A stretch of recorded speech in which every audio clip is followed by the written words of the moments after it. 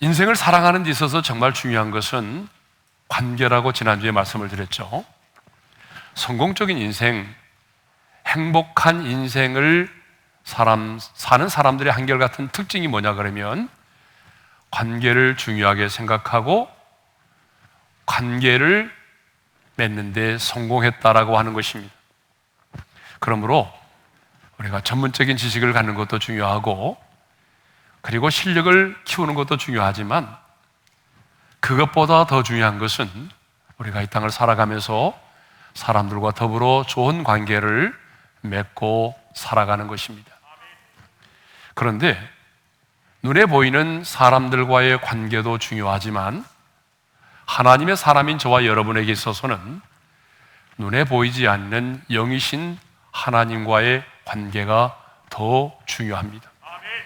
왜냐하면 하나님을 떠나서는 죄와 죽음의 문제를 해결받을 길이 없고 가장 본질적인 애로움과 고독의 문제, 평안의 문제를 해결받을 길이 없기 때문에 그렇습니다. 그런데 우리 인간은 첫사람 아담의 범죄로 말미암아 하나님과의 관계가 깨어져 버렸어요. 그래서 성경은 이렇게 말하죠. 하나님과 우리와의 관계가 원수된 관계가 되었다. 그리고 하나님의 본질적인 심판을 피할 수 없는 본질상 진노의 자녀가 되었다라고 말하고 있습니다. 그러면 어떻게 하면 우리가 하나님과의 그 원수된 관계를 청산하고 하나님이 나의 아버지가 되시고 내가 그분의 자녀가 되는 이 관계를 맺을 수가 있을까요? 그것은요, 2000년 전에 사람의 몸을 입고 이 땅 가운데 찾아오셔서 십자가의 죽으심으로 말미암아 화목제물이 되어주신 그 예수 그리스도를 믿고 영접하는 것입니다. 우리 요한복음 1장 12절의 말씀을 읽겠습니다. 다 같이요. 영접하는 자, 곧 그 이름을 믿는 자들에게는 하나님의 자녀가 되는 권세를 주셨으니, 이렇게 우리가 예수를 믿고 영접하게 되면 하나님이 나의 아빠, 아버지가 되어주시고 우리는 그분의 자녀가 되는 것입니다. 자녀가 되는 정도가 아니라 하나님의 자녀된 우리에게는 하나님의 자녀만이 가질 수 있는 권세를 갖게 됩니다. 그 권세가 무엇입니까? 당당히 하나님 아버지 앞에 나아갈 수 있다는 거죠. 그래서 오늘 또 우리는 이 시간에 하나님 아버지 앞에 당당히 나와서 예배를 드리는 것입니다. 그리고 우리가 이 땅에서 하나님의 자녀된 자로서 기도를 하게 되면 하늘에 계신 아버지는 우리의 기도를 들으시고 우리의 영혼에 가장 유익하고 선한 것으로 응답을 해 주십니다. 이것이 바로 하나님의 자녀된 자가 누리는 축복이죠. 그러면 하나님의 자녀된 여러분은 지금 하나님 아버지와 어느 정도의 친밀함을 누리고 있습니까? 좀 직접적인 표현을 쓴다면 하나님과 당신 사이는 어떻습니까? 이렇게 질문을 하는 이유가 있습니다. 이렇게 질문하는 이유는요, 친밀함에는 정도의 차이가 있기 때문에 그렇습니다. 관계가 맺어졌다고 해서 모두 다 친밀한 관계를 맺고 살아가는 게 아닙니다. 여러분 그러죠? 관계가 맺어졌지만 그 모든 관계에는 친밀함의 정도가 달라요. 그렇기 때문에 관계를 친밀하게 맺고 유지하기 위해서는요, 부단한 노력이 필요하죠. 우리가 하나님과의 관계는 오직 은혜로 맺어졌지만 하나님과의 관계가 더 친밀해지기 위해서는 우리들의 편에서 더 많은 노력과 또 우리의 마음의 자세와 태도가 달라져야 한다는 것이죠. 그렇다고 한다면 하나님과 관계를 맺은 여러분들은 지금 하나님과의 친밀함을 위해서 어떤 노력을 하고 계십니까? 오스왈드 샌더스가 이런 말을 했습니다. 우리 함께 읽어볼까요? 다 같이요. 우리가 얼마나 하나님과 친해지느냐 하는 것은 진정으로 우리의 선택에 달려 있다. 하나님과의 친밀함은 간절한 열망의 산물이다. 여러분, 그렇습니다. 관계가 맺어졌지만 마음속의 이야기를 나눌 수 없을 만큼 서먹하고 그 관계가 멀어졌다고 한다면 여러분, 그 관계는 사실 아무 의미가 없는 것이죠. 우리가 하나님에 대해서 아무리 많은 지식을 가지고 있다고 할지라도 하나님과 내가 친하지 않으면, 하나님과 친밀한 관계를 유지하지 못한다면 사실 그 관계는 의미가 없는 것입니다. 성경에 나오는 인물 중에 하나님과 가장 친한 사귐을 갖고 살았던 대표적인 사람이 있습니다. 제가 몇 년 전에 설교를 한 기억이 있는데요, 바로 모세죠. 모세가 이 세상을 떠났을 때에 하나님은 이렇게 말씀하셨습니다. 자, 신명기 34장 10절의 말씀을 읽겠습니다. 다 같이요. 모세는 여호와께서 대면하여 아시던 자요. 표준 세번역은 이렇게 번역을 하고 있어요. 다 같이요. 주께서 얼굴과 얼굴을 마주대고 말씀하신 사람. 주께서 얼굴과 얼굴을 마주보고 말씀하셨다고 하는 것은 하나님과의 친밀함을 말하죠. 더 쉬운 말로 말하면 하나님과 가장 친한 사람이었다라고 하는 것입니다. 모세가 죽었을 때에 하나님은 살아온 모세의 인생을 평가하셨는데 그의 인생을 얼굴과 얼굴을 마주보고 대화를 나눌 만큼 나와 가장 친했던 사람이라고 하나님은 모세의 인생을 평가하셨습니다. 출애굽기 33장 11절에도 보게 되면 이런 말씀이 있어요. 다 같이요. 사람이 자기의 친구와 이야기함 같이 여호와께서는 모세와 대면하여 말씀하시며, 하나님과 얼마나 친밀하게 지냈으면 하나님이 친구를 대함 같이 얼굴과 얼굴을 마주 대하며 그렇게 친구로 말씀하셨다라고 그렇게 성경이 기록하고 있겠습니까?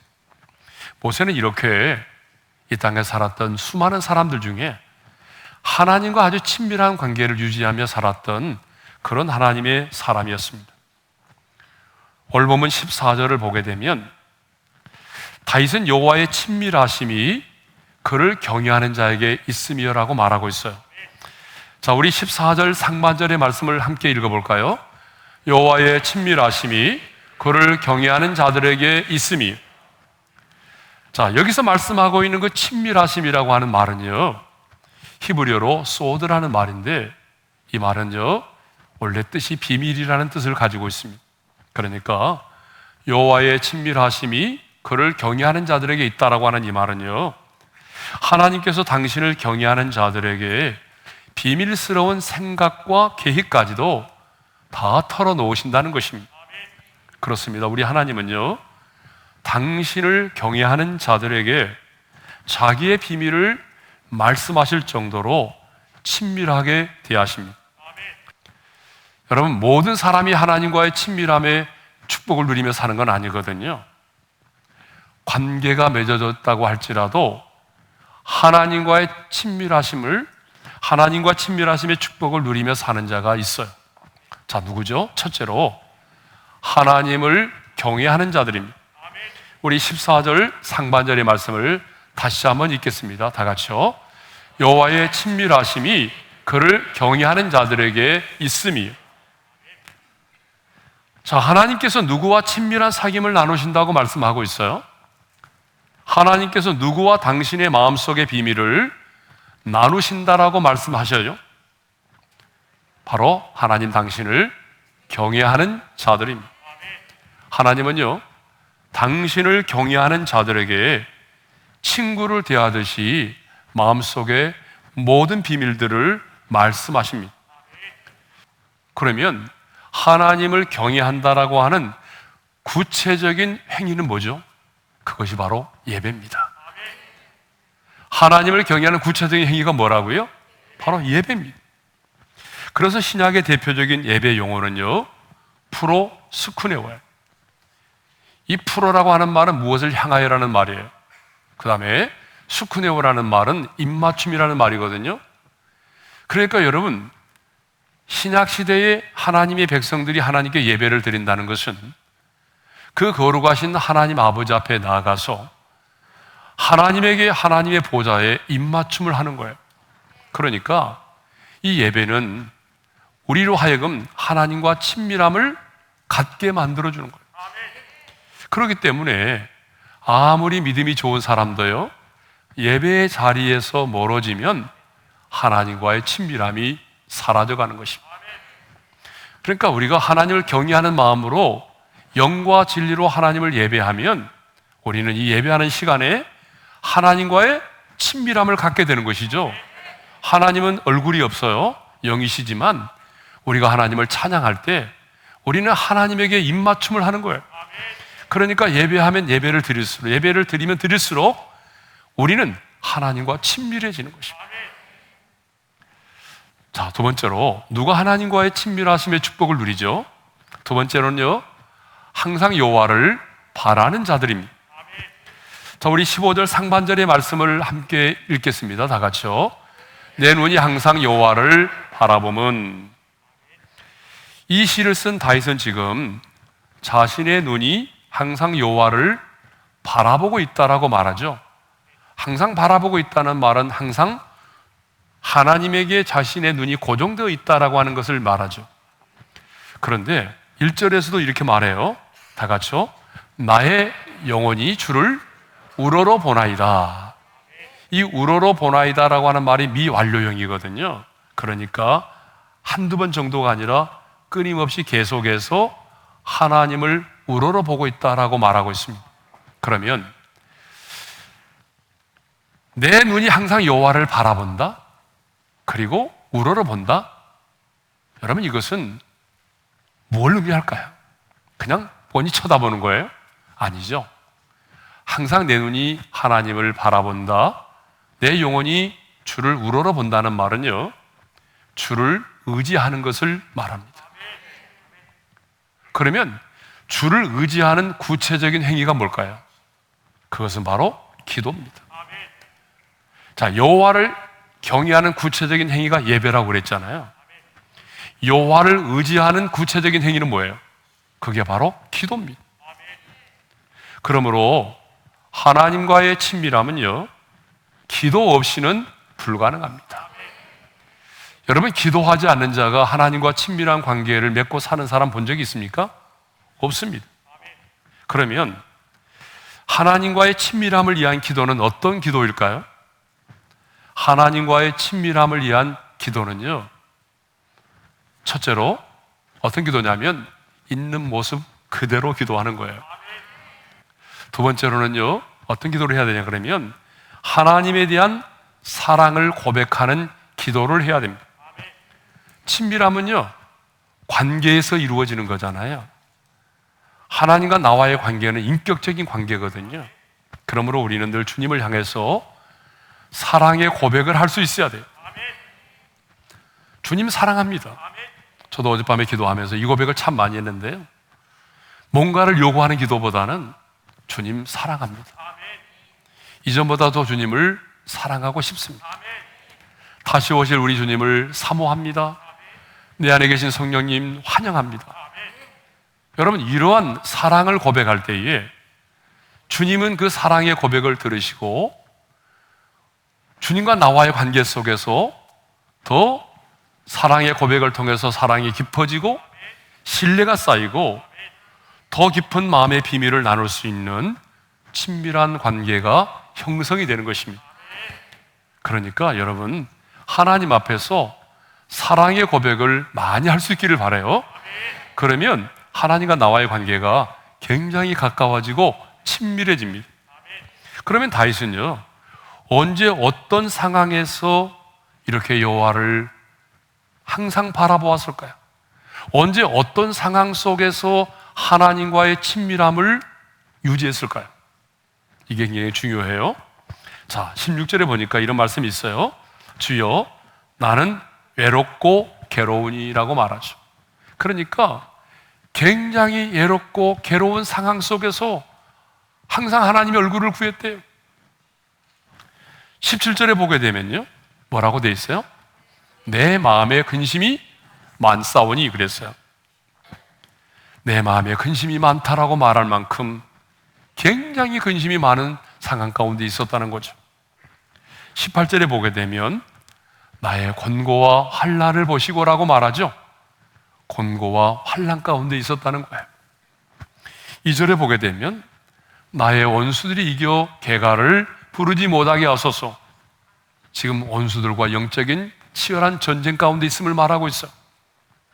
그리고 15절에 보게 되면 내 발을 그물에서 벗어나게 하실 것이미로다. 이 고백을 보게 되면 자신의 모습을 그물에 걸려있는 새의 모습으로 비유하고 있습니다.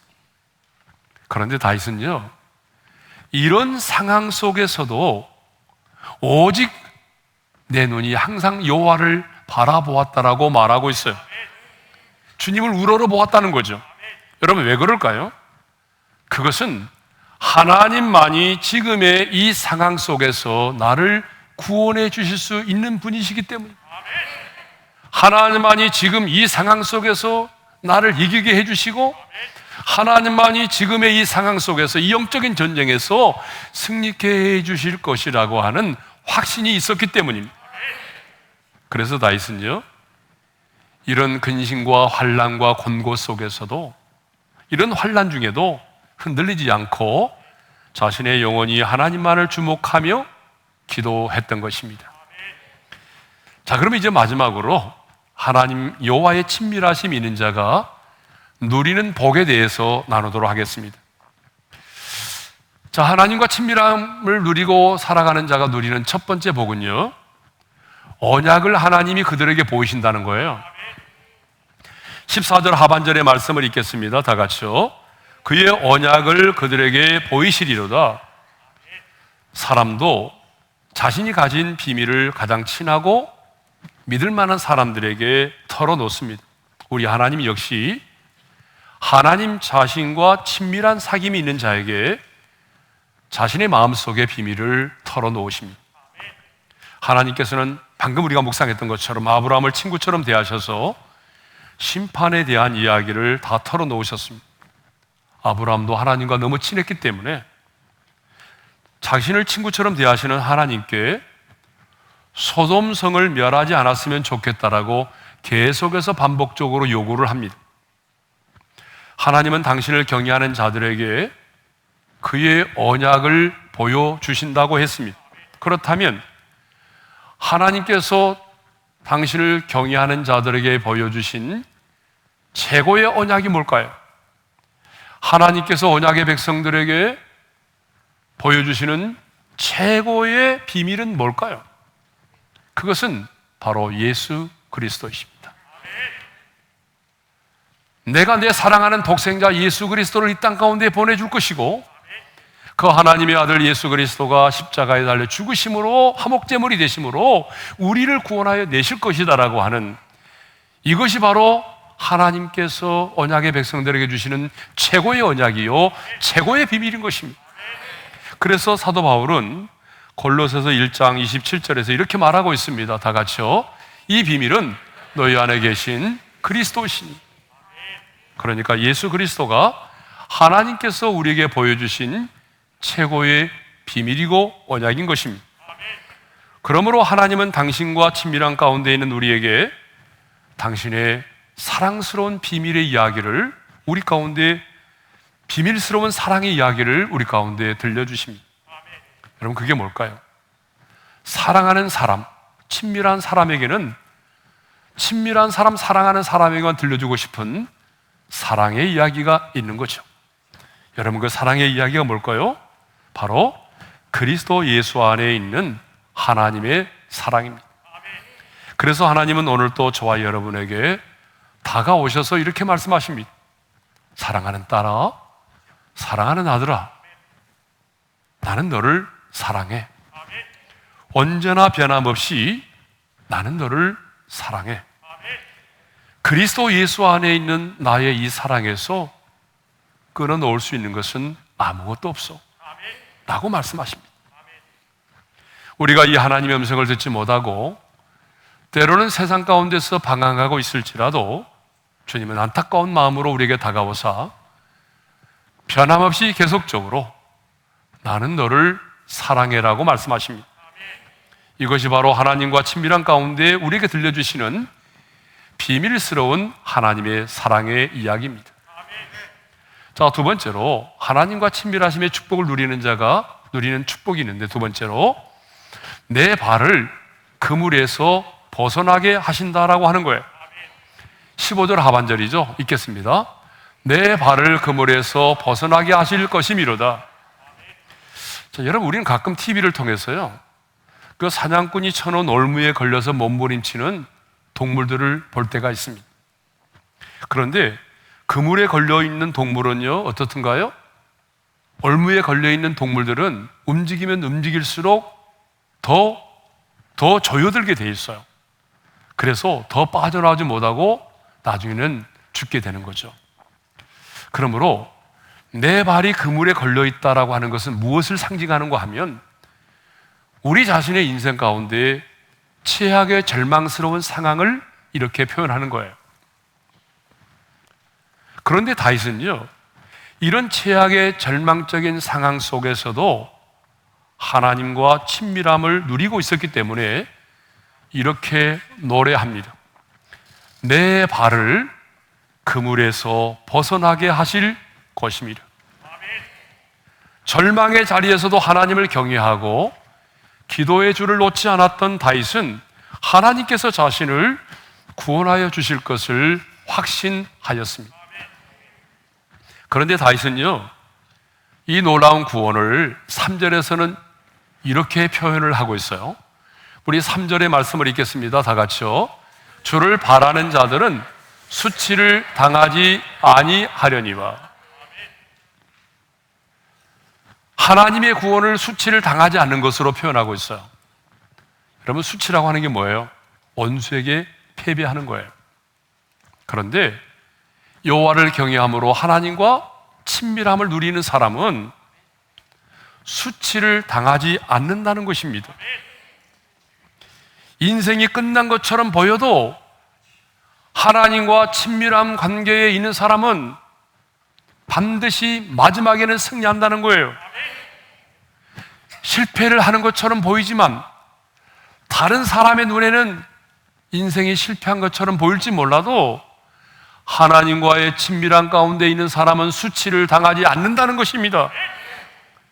왜 하나님은 하나님 자신과 친밀한 가운데 있는 자를 수치를 당하지 않게 하실까요? 그것은 하나님과의 친밀한 자가 수치를 당하면 그 부끄러움이 바로 하나님 당신의 것이 되기 때문입니다. 내가 하나님을 가까이 했고, 그리고 하나님이 내 안에 거하고 내가 하나님 안에 거하고 하나님과 누구보다도 친밀하게 지냈는데, 하나님과의 친밀한 자가 원수에게 패배를 당하면 그 우리의 수치와 부끄러움이 누구의 몫이 되는 거예요? 내가 친밀했던 하나님의 몫이 되는 거예요.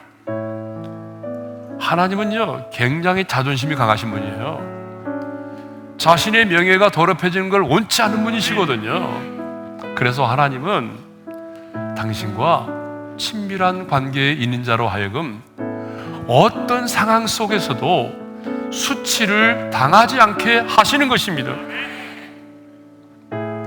그래서 하나님과의 친밀한 가운데 있는 자가 바로 수치를 당하지 않게 되는 것이고요, 하나님과의 친밀한 가운데 있는 자가 하나님의 뜻을 분별하게 되는 것입니다.